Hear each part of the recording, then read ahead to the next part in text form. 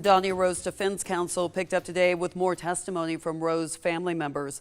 Today was the 8th day of Rowe's trial, and right now his lawyers are trying to help him avoid the death penalty. Milledgeville was in the courtroom listening to what defense witnesses had to say about the defendant.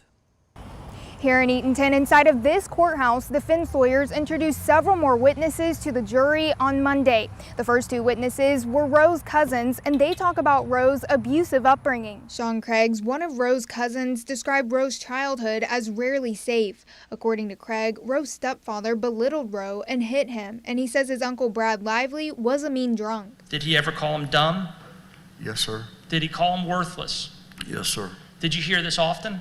Yes, sir. Rowe's first cousin, Tabitha Williams, also took the stand. She said Rowe was hit by a 2x4 wooden plank, chicken wire, and steel-toed boots as a young boy. His hands were on the doorway, like holding the frame of the door, and Brad ran up behind him and kicked him in the middle of his back.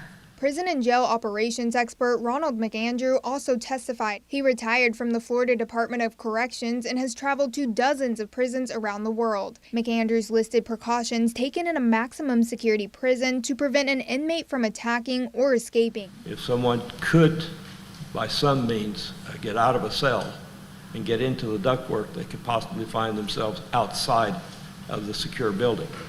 But this was designed so that all ductwork came down into the secure area of the building. McAndrew then used 4 videos to show step-by-step how Rowe would be detained should he be granted life without parole. It's a cage that's approximately 14 by 12 feet where he can walk around and exercise and get some natural light.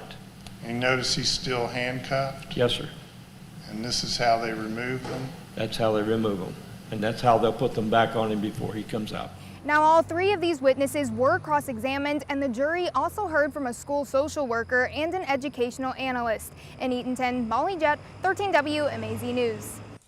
Rowe moved more than 20 times as a small child. He is convicted of 2 counts of malice murder, 2 counts of felony murder, escape, and hijacking.